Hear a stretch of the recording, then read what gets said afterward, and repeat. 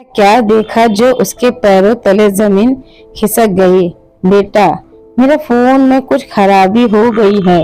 अगर बाजार की तरफ जाओगे तो इसे भी ठीक करवा लाना। ठीक है माँ, आप अपना फोन दे दो, मैं इसे ठीक करवा कर आपको दे दूंगा। अनिल ने माँ का फोन अपने बैग में रखा और ऑफिस के लिए निकल गया। लंच टाइम में उसने माँ का फोन बैग से निकाला और देखने लगा कि उसमें दिक्कत क्या है। फोन ऑन करते ही अनिल को वॉलपेपर पर खुद की और माँ की तस्वीर देखी। जैसे देख उसके चेहरे पर मुस्कान आ गई और दिल में माँ के लिए ढेर सारा प्यार उमड़ आया। उसके बाद उसने माँ को फोन की गैलरी देखी। उसे कुछ रिकॉर्डिंग दिखाई दी। पहली रिकॉर्डिंग सुनी तो उसके पैरों तले जमीन खिसक गई।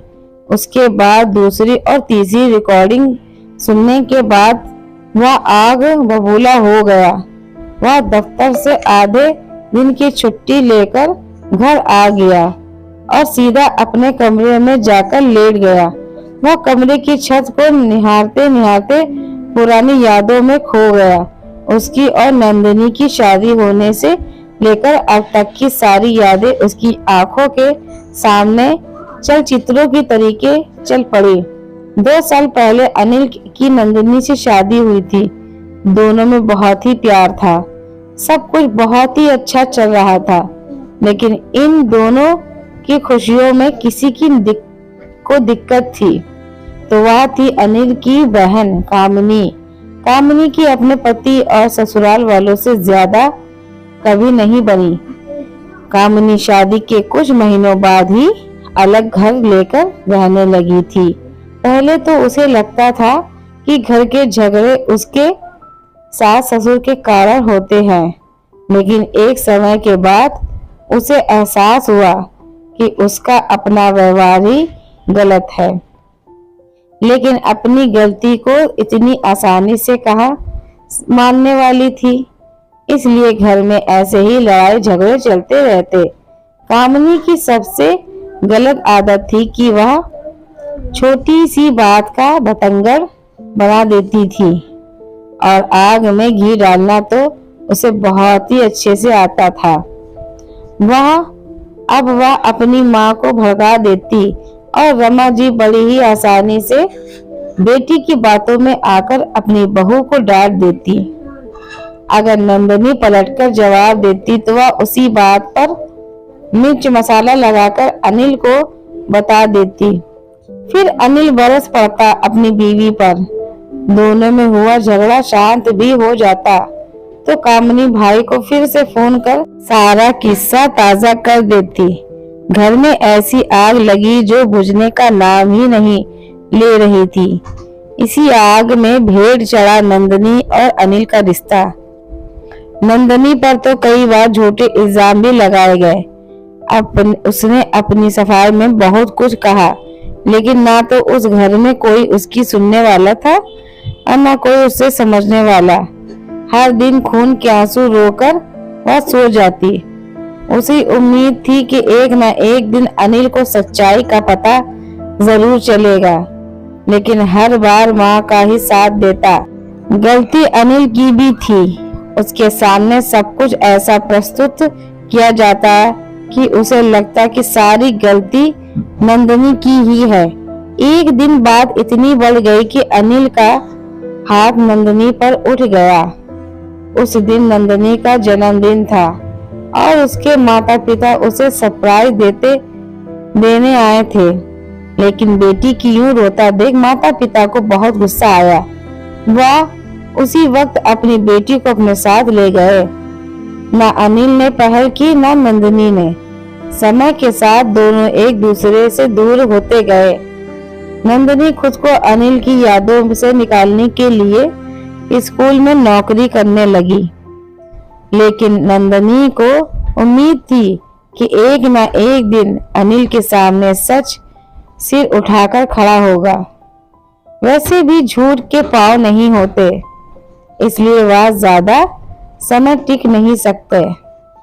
हाथ दूसरी तरफ अनिल नंदिनी से इतना खफा था कि उसने उसे भुलाने के लिए ड्रिंक तक करनी शुरू कर दी, लेकिन ना तो यह बात रमा जी को पता था और ना ही कामिनी को। आखिर आज वह दिन आ ही गया जब झूठ तार तार हो गया और सच सामने सिर उठाकर खड़ा था। आज सब कुछ पानी की तरह साफ था। एक फोन रिकॉर्डिंग ने सबकी सच्चाई सामने ला दी थी। कुछ लोग गुनाह करके भूल गए थे, लेकिन कहते हैं ना कि कोई हमारे कर्मों का हिसाब लिखता है। हम भले ही भूल जाए कि किसी का दिल दुखा कर, लेकिन भगवान वक्त आने पर इंसाफ कर ही देता है। अगले ही दिन अनिल ने कामिनी को फोन करके बुलाया। शाम में अपने माता पिता और बहन के सामने अनिल ने फोन रिकॉर्डिंग चला दी, जिसमें कामिनी अपनी मां के कान अपनी ही भाभी के विरुद्ध भर रही थी और झूठे इल्जाम भी लगा, और इन सब में रमा जी थी कामिनी का साथ दे रही थी। आज सारी साजिशें बेनकाब हो गई। रमा जी और कामिनी की नजरें झुक गई। शेखर ने बोला, यह क्या किया तूने कामिनी? अपने ही भाई का घर उजाड़ दिया, और रमा तुमने अपने इकलौते बेटे का घर कैसे बर्बाद होने दिया? दोनों चुप थी। दोनों के पास कोई जवाब नहीं था। शेखर जी अनिल से बोले, बेटा चल, अपनी गलतियों को सुधारने का समय आ गया है। जब अब सब कुछ साफ हो गया है और हमें सच्चाई पता चल गई है, तो नंदिनी बिटिया को घर ले आते हैं। अनिल अपनी माँ पिताजी के साथ नंदिनी के घर पहुंचा। नंदिनी के माता पिता नंदिनी को अनिल के साथ भेजना नहीं चाहते थे, लेकिन शेखर जी के बार बार आग्रह और अनिल के बार बार माफी मांगने के कारण नंदिनी के पिता ने नंदिनी को अनिल के साथ विदा कर दिया। बेशक नंदिनी और अनिल का घर फिर से बस गया था, लेकिन अनिल के दिल में उसकी बहन हमेशा के लिए उतर गई।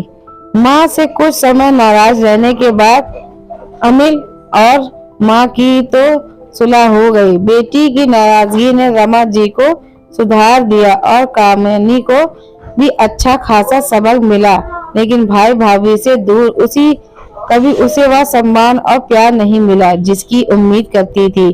कामिनी ने अपनी हरकतों की वजह से हमेशा के लिए भाई भाभी को खो दिया। दोस्तों, कहते हैं ना, बुरे काम का बुरा नतीजा हमेशा बुरा ही होता है। इसलिए कामिनी ने जो बुरा कर्म किए थे उसका फल उसे मिल गया, लेकिन नंदिनी और अनिल को अच्छी खासी कीमत चुकानी पड़ी। कामिनी की हरकतों के कारण एक प्यारा भरा रिश्ता टूट गया। अगर अनिल ने उस दिन वह फोन रिकॉर्डिंग ना सुनी होती तो परिणाम भयंकर होता। वीडियो अच्छी लगे तो प्लीज लाइक, सब्सक्राइब और शेयर करिए। बाय।